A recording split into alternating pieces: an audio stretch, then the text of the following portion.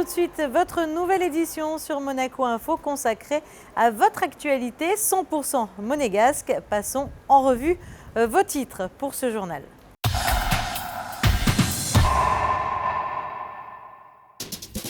Le lycée Albert Ier accueillait le 4e après-midi de découverte professionnelle qui s'adresse aux élèves de terminale de la Principauté. Coup de projecteur sur la vente aux enchères de l'Hôtel de Paris qui débutera très prochainement et qui est très attendue. En ce début d'année, la Maison des Océans à Paris vient de lancer un nouveau cycle de conférences sur le thème « Menaces au cœur des océans ». Émilie Rousseau a assisté au premier rendez-vous dans la capitale. Le NMNM présente jusqu'au 7 juin l'exposition « Construire une collection à la Villa Paloma ». Focus sur la Générale de Guillaume Tell à l'Opéra de Monte-Carlo. Les clowns d'or, d'argent et de bronze ont été remis officiellement ce mardi soir sous le chapiteau de Fontvieille lors de la fameuse soirée de gala.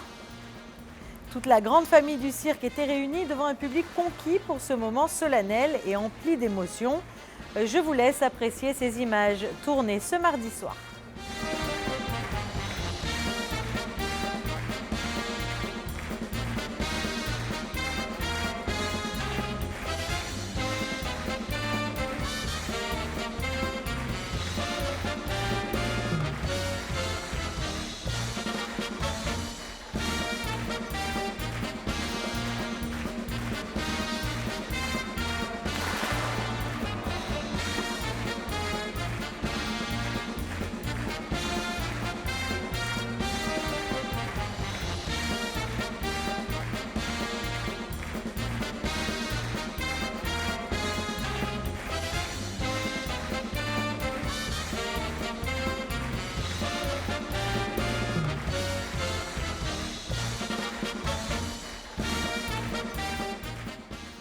On ouvre ce journal en prenant la direction du Rocher, plus précisément du lycée, pour une après-midi consacrée à la découverte professionnelle. Les élèves de terminale ont pu rencontrer des chefs d'entreprise et de jeunes cadres récemment diplômés pour un échange. Plus de détails dans ce reportage signé Alexandra Pagny. À quelques mois de leur examen du baccalauréat, les élèves de terminale doivent d'ores et déjà se pencher sur leur futur et plus particulièrement les études qu'ils souhaiteront entamer une fois ce sésame obtenu. Ces après-midi découvertes leur permettent d'avoir un plus large éventail des différentes orientations qui les attendent. Mais avant de choisir leur futur parcours, il est important de connaître la réalité actuelle du marché du travail. Cette 4e session était donc orientée plus particulièrement sur les secteurs d'activité porteurs d'emploi en principauté. Nous nous sommes dit que nous serions encore plus efficaces si nous informions en amont les bacheliers, donc en fait les élèves de terminale de la principauté, sur les métiers porteurs qui chaque année créent de très nombreux emplois à Monaco. Alors il ne s'agit pas évidemment d'imposer un choix, il s'agit d'aider à choisir l'étudiant, ses parents, pour qu'ils choisissent leur orientation en toute connaissance de cause. On s'adresse donc au terminal, qui est évidemment une année charnière, puisque c'est celle qui termine l'enseignement secondaire et précède le choix de l'enseignement supérieur, qui lui-même commence largement déjà à influencer le choix du métier. Donc je crois que c'est vraiment le bon moment, le moment où ces jeunes se posent beaucoup de questions et pour beaucoup n'ont pas encore choisi l'orientation qui pourra leur permettre un jour de revenir travailler au pays. Mardi, 5 secteurs d'activité étaient mis en avant: l'hôtellerie, la banque et la comptabilité, la santé, les nouvelles technologies ainsi que la fonction publique monégasque. Des jeunes diplômés actifs ont apporté leur témoignage sur leur parcours de formation et les fonctions professionnelles qu'ils occupent actuellement. Le gouvernement cherche à accompagner les élèves de la principauté tout au long de leur scolarité. La direction de l'éducation nationale, de la jeunesse et des sports, chaque année met en place un certain nombre de dispositions, de dispositifs pour essayer de les orienter au mieux. Il y a ainsi les stages, je dirais, de découverte professionnelle en 4e. Il y a la journée des métiers, la prochaine a lieu le jeudi 5 février prochain et est destinée essentiellement aux élèves de 3e et de 1er. Il y a les Zooms pour l'enseignement supérieur qui se déroulent 3 samedis par an et depuis cette année pour faire découvrir les principales, je dirais, options d'enseignement supérieur à nos élèves de terminale. Il y a donc les après-midi de découverte professionnelle comme aujourd'hui.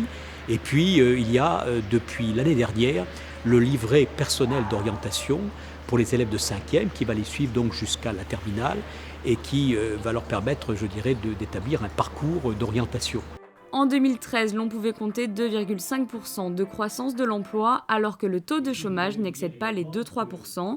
La principauté peut donc se prévaloir de chiffres exemplaires dans ce domaine et demeure un bassin d'emploi pour toute la région.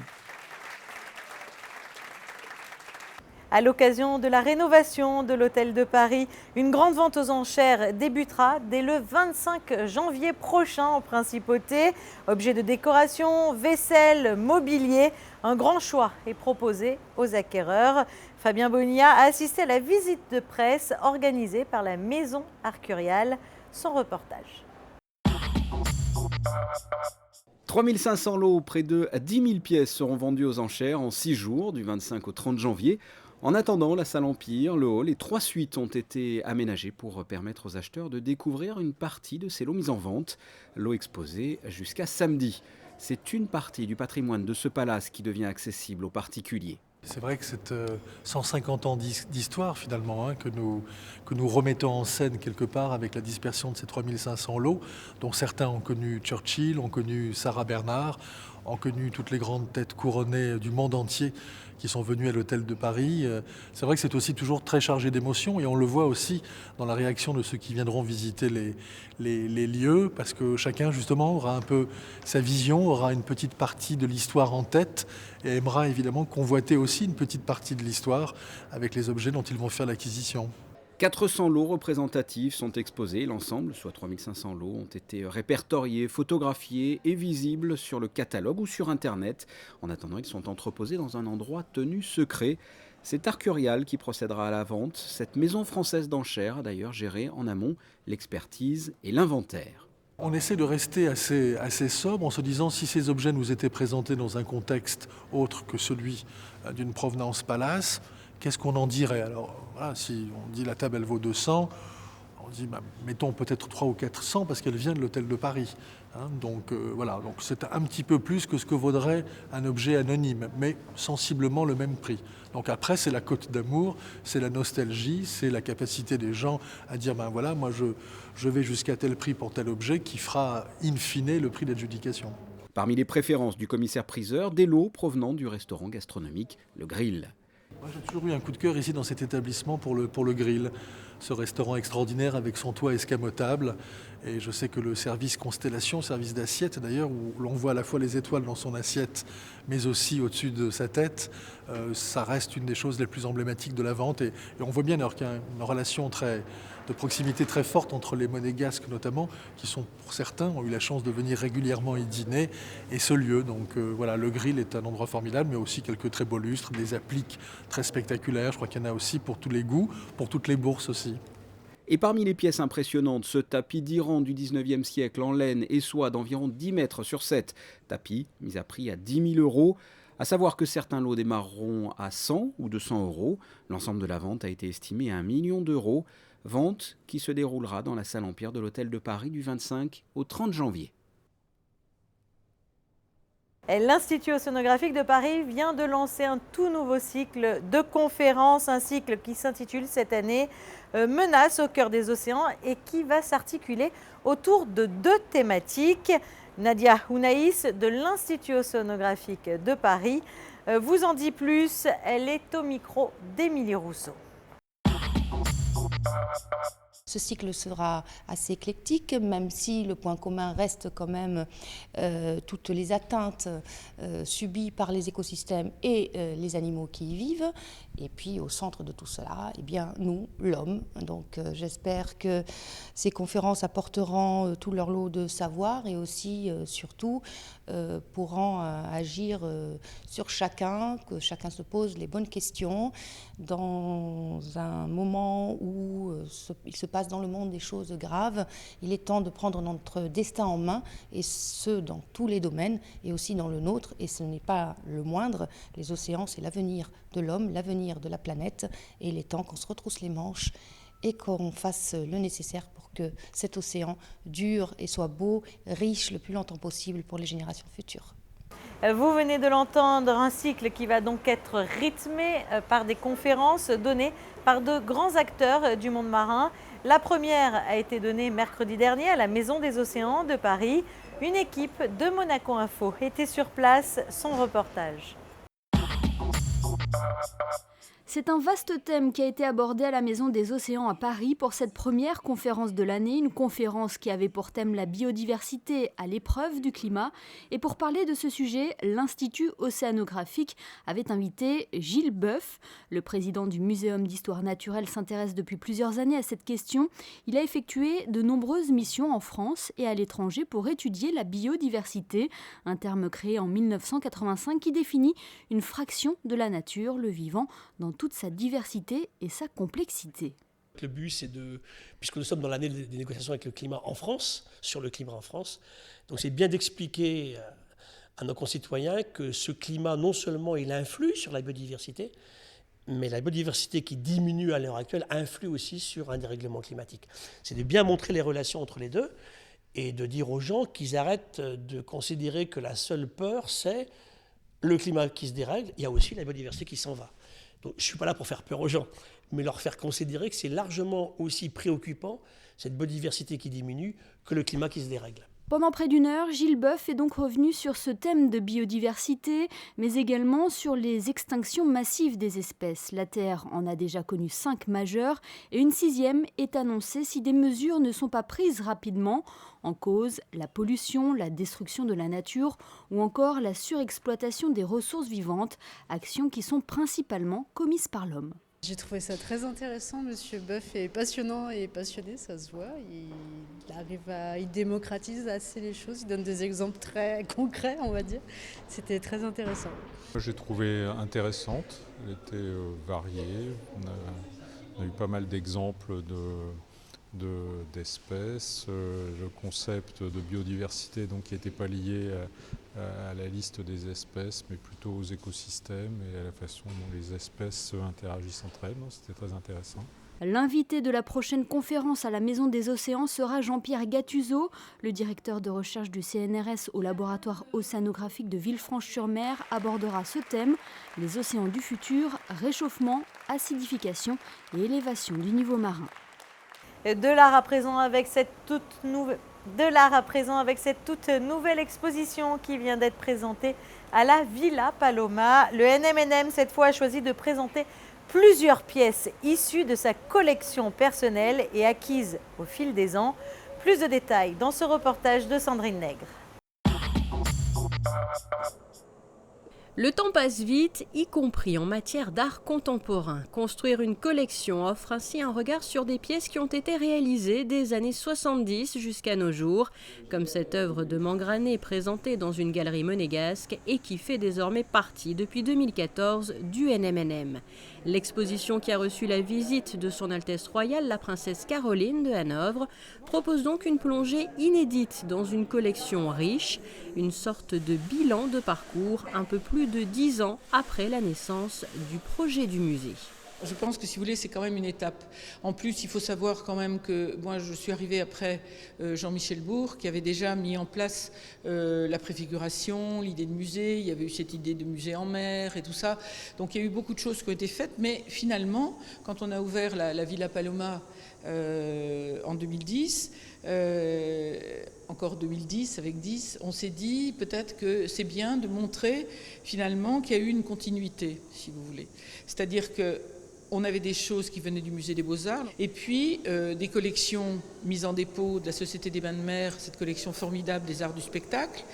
Et donc en fait, on a eu, je crois, cette possibilité de se dire peut-être qu'on a le temps de faire un bilan. Pour nous aussi, pour l'équipe, je pense que c'était un bilan intéressant de voir ce qu'on avait pu acquérir depuis 10 ans. Et différents formats, ici le plus petit. Plusieurs supports comme de la vidéo, des tableaux, des photographies comme celle-ci en Islande, des installations. Ici, la diversité règne. Les œuvres de ces artistes sont aussi des suggestions qui offrent un large éventail d'interrogations.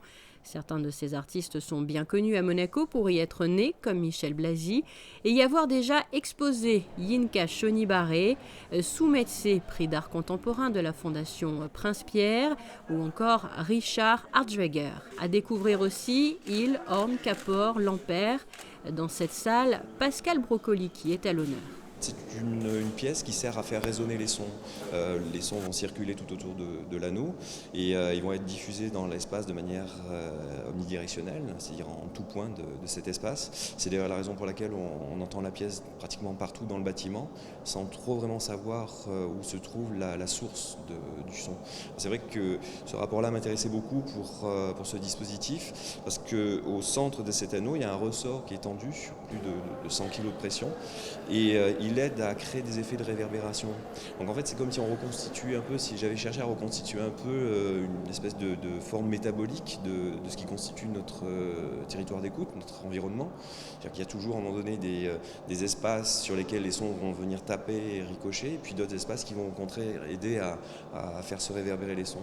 Voilà donc pour cette première partie ici à la Villa Paloma, car construire une collection repose sur 2 volets. La version 2.0 en quelque sorte débutera au mois de mars dans l'autre villa qui compose le nouveau musée national de Monaco, la Villa Saubert. On s'est dit que les 2 villas pouvaient se retrouver autour d'un thème, c'est-à-dire de construire une collection. C'est vrai que souvent aussi, moi je dis, un musée c'est aussi une collection, puisque on est dans un monde qui vit essentiellement sur l'événement, n'est-ce pas? Donc il faut changer les expos, il faut changer les trucs, il faut toujours être dans les expos. Or, le musée est l'opposé de ça normalement, puisque c'est de la permanence, c'est du travail comme un iceberg, c'est-à-dire que tout ce qui est enfoui n'est pas visible, et Dieu sait si ici il y a eu de l'enfoui, puisqu'il faut restaurer les collections, les mettre en place et tout ça. Et puis, se dire, on vit maintenant, mais un musée, moi je l'ai toujours eu, ça c'est la chance que j'ai eue peut-être, mais c'est de toujours penser qu'on travaille avec des artistes, et que ces artistes, c'est eux qui nous poussent, qui nous font quitter nos convictions, nos certitudes. Construire une collection, ouverture à la Villa Saubert le 21 mars prochain. En attendant, le premier volet vous attend entre les murs de la Villa Paloma au Jardin Exotique jusqu'au mois de juin.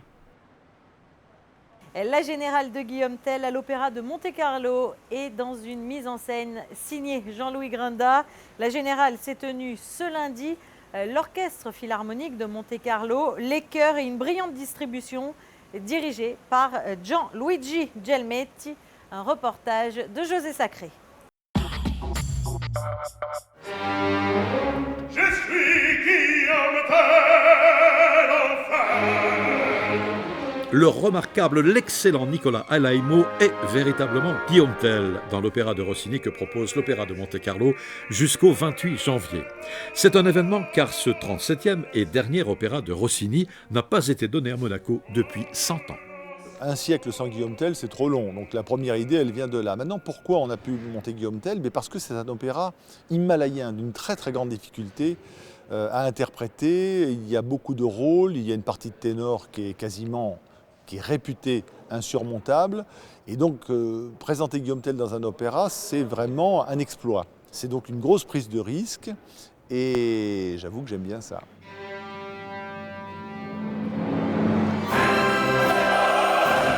Guillaume Tell de Rossini, opéra aux proportions grandioses, exige une distribution haut de gamme. C'est le cas ici, avec notamment ce baryton italien à la voix et au physique hors du commun, Nicolas Alaimo.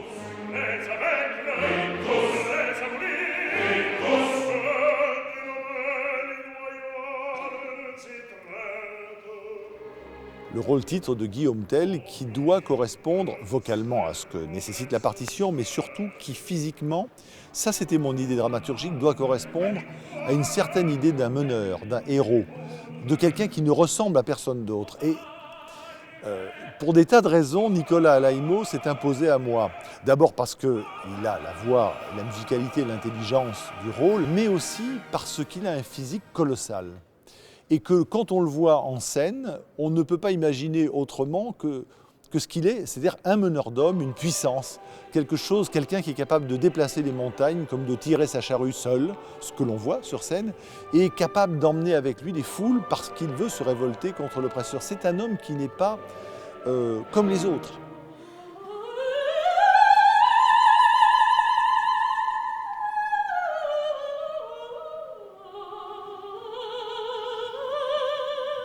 Pour la soprano française Annick Massis, qui incarne Mathilde, c'est une prise de rôle. C'est vraiment une artiste du premier plan mondial, de tout premier plan mondial. Je pense que son pays d'origine, la France, ne l'a pas fêté comme elle aurait dû le faire. Et l'Opéra de Monte-Carlo, qui est le grand pays voisin de la France, comme chacun sait, s'honore de pouvoir le faire, parce que c'est quelqu'un qui pousse au plus haut degré l'intelligence musicale, la splendeur de la voix, le raffinement de l'interprétation, la classe. Avec Jean-Louis Grinda, c'est toujours un grand bonheur parce que c'est une sorte de fraternité reconduite dans chaque séance de travail, une grande sincérité, une recherche, une grande efficacité du travail. Et puis, j'ai la chance pour la première fois de travailler avec Maestro Gelmetti, avec lequel je n'avais encore jamais travaillé. Et ça, c'est un grand bonheur, c'est une belle rencontre aussi. C'est quelqu'un qui, évidemment, connaît cette œuvre sur le bout des doigts. J'espère que le résultat sera à la hauteur de ses espérances et des espérances de toute l'équipe. Vraiment, ça a été un travail, un gros travail d'équipe. Vraiment, une grande fermentation pendant 15 jours, 3 semaines. Quant au ténor espagnol Celso Abello, il est dans le rôle du prétendant de Mathilde, tout simplement impressionnant.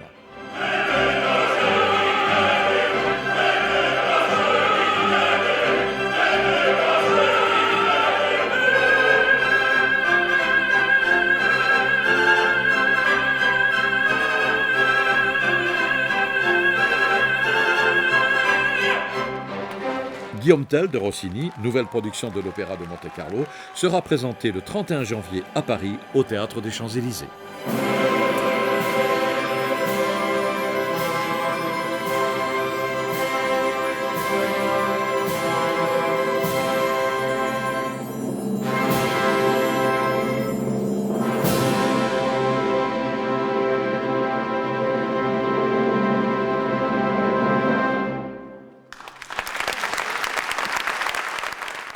Dans le reste de l'actualité, en bref.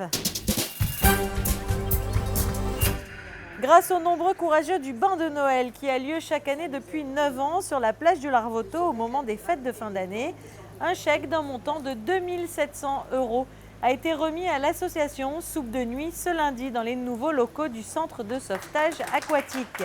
Pierre Frola, membre de l'association Les Amis du bain de Noël, était bien sûr présent entouré des bénévoles de Soupe de Nuit pour ce moment riche en émotions. L'ensemble des fonds récoltés servira à acheter des vivres à des personnes en situation de précarité extrême. Passons à présent en revue la carte météorologique pour les jours à venir. Au programme de la journée de jeudi, léger risque d'averses et faible éclaircie dans la matinée. Le ciel se dégagera en milieu d'après-midi. Le climat sera quant à lui frais avec des températures proche des normales. Le thermomètre affichera 7 degrés pour les minimales et les maximales ne dépasseront pas les 12 degrés. Vendredi, le ciel sera changeant et le vent soufflera assez fort. Les températures seront quant à elles stationnaires. Le temps sera assez ensoleillé samedi mais plus nuageux en cours de journée avec des passages menaçants. Le climat sera cependant très frais. Dimanche, le soleil sera enfin pleinement de retour et l'atmosphère se radoucira. Retrouvez dès à présent votre nouveau magazine consacré à l'ASM Football Club et présenté par notre jolie Émilie Rousseau. Et puis quant à nous, on se retrouve très vite sur Monaco Info. Au revoir.